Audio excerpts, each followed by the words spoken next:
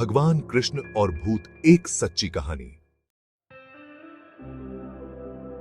गोधूली बेला, सूरज ढल रहा था और उसके साथ ही दिन की हलचल भी थम रही थी। आसमान संतरे और बैंगनी रंगों में रंगा एक अजीब सी शांति फैला रहा था। यह रंगीन आकाश मानो किसी रहस्य को छुपा रहा हो, लेकिन गांव के इस छोटे से घर में हवा कुछ अलग ही कहानी कह रही थी।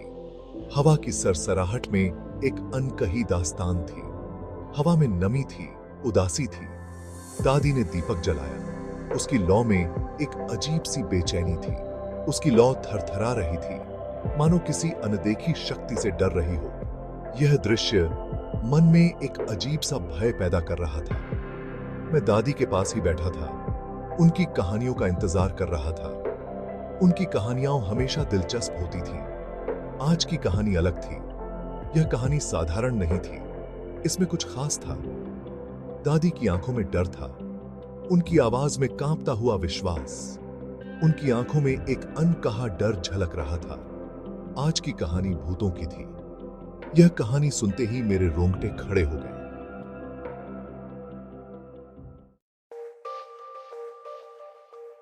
कान्हा, दादी ने फुसफुसाते हुए कहा। उनकी आवाज में एक गहरी अनुभूति थी, जैसे वो किसी पुराने रहस्य को उजागर कर रही हो।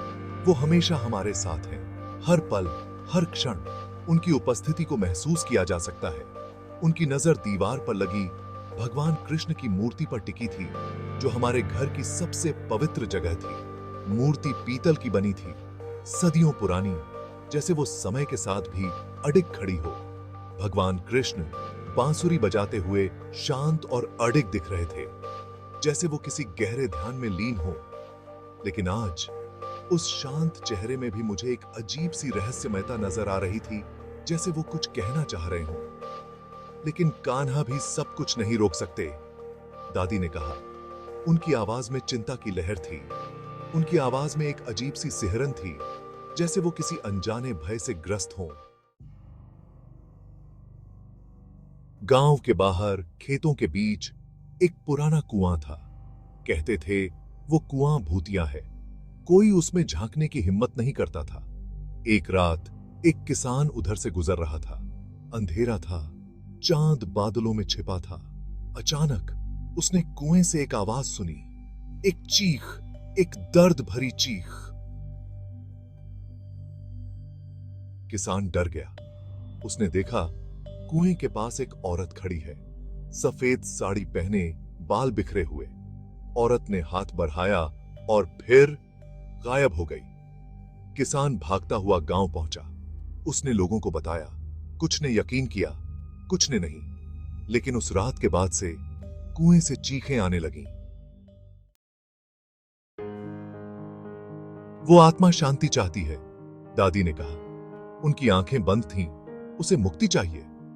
लेकिन दादी, हम क्या कर सकते हैं? मैंने पूछा। केवल प्रार्थना, दादी ने कहा। केवल कान्हा ही उसकी मदद कर सकते हैं।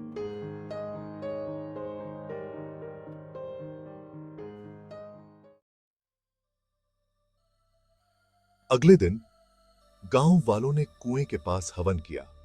वे सभी एकत्रित हुए, अपने दिलों में श्रद्धा और विश्वास लिए, भजन गाए, कान्हा का नाम लिया।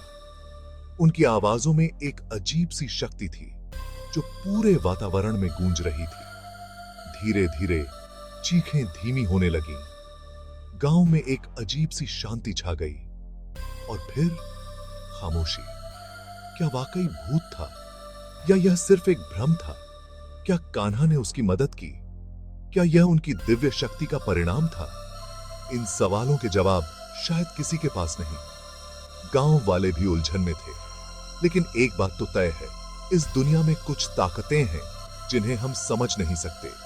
वे हमारे समझ से परे हैं, और शायद यही इस दुनिया का सबसे बड़ा रहस्य है। रहस्य जो हमें हमेशा चकित करता रहेगा।